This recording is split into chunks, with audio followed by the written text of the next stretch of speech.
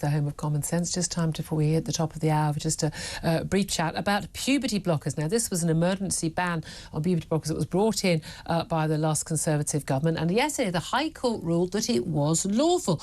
They were basically asked to make a ruling on this after a campaign group, Transactual, and a young person who can't be named, challenged the then Health Secretary Victoria Atkins's decision to impose the banning orders on puberty blockers for children who believe wrongly that they are born in the wrong body. And the case was funded and brought by the Good Law Project, which is led by one Julian Moore, KC, a man who, as far as I can tell, has been at the wrong end of pretty much every court case ever.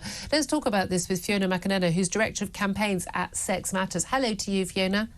Hello, Julia. Thanks so much for joining us. I mean, the ban was brought in the wake, was it not, of the Hilary Cass review, made really serious concerns that puberty blockers were being given to children and they weren't safe. So why did anyone challenge this? Well, the answer to why it was challenged, I think, is because if you're a parent who has gone down this road with your child, it's shocking to think that maybe it was the wrong choice. Yeah. And so we know that there are people who are very committed to this. Some of them will have done it believing it was the right thing, and it's really hard to reverse out of that. But I think it's worth just recapping on the two scenarios here. So historically, when children were not given puberty blockers, their gender distress tended to go away as they went through puberty, and they realized that, of course, they were boys or girls, whatever they were. The vast majority of children grew out of their distress. But when children were given puberty blockers to stop them going through that natural process, almost all went on to take cross-sex hormones. And what Hilary Cass concluded is that puberty blockers did not solve their problem. They locked in this transgender identity. Yeah. Now, that might not matter were it not for the fact that these medical interventions have disastrous effects on young people's bodies. It's not a neutral thing. So it's really good to see that this has been depoliticized now. Yeah, absolutely. I mean, God, so many of us have been welcoming that review. And again, there was no evidence. We were told for years there's loads of evidence. The evidence has been mounting for years and years that there was no evidence these were safe, and that lots of parents are told two things. One, well, it's reversible. If they change their minds, it's reversible, it's not a problem. But they never are reversed because children, as you say, just move on to the next stage, to go down those tram lines. And the other thing is they're often told us, but your child will commit suicide if you don't allow them to go on this. And the kids know to say that. These YouTube videos are like, we had Elon Musk saying, his son, he said his son has basically been killed by these activists because now living as if he were a girl and trans. Because again, he said he was conned into signing away the rights to take treatment because he was told his son would commit suicide.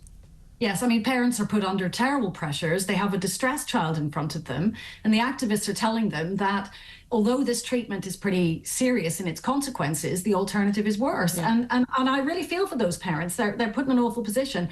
But the irony is, I don't know of any other medical treatment where people would say, don't worry, it's reversible. Because if you actually have a medical condition, you need the treatment. You don't reverse it. So that's wrong. Yeah. And then, as we know, the government's advisor on suicide, Professor Louis Appleby, did the work to say, and published a report to say, don't worry, this is not true that there is some kind of terrible spike in suicide. Yeah. And thank goodness for that.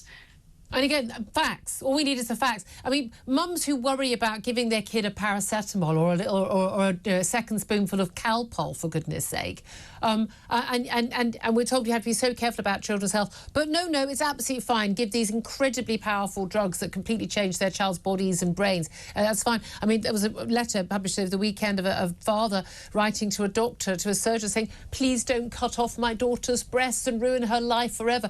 Parents are so desperate. And it's extraordinary. Julian Moore and the Good Law Project, I think they're the nice, good people, the virtue signalling people. They raised a whole load of money from fools, giving the money to them to fight this case, to try and just have more, I think, frankly, abuse of unhappy, disturbed young people. And it is absolutely evil. I don't use that word lightly. It's evil.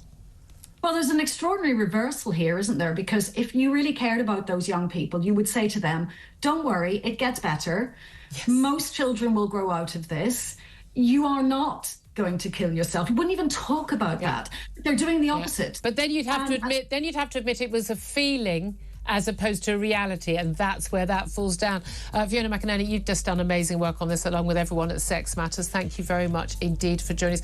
I'll get Claire Postal's thought on this a bit later. We're going to take a quick break.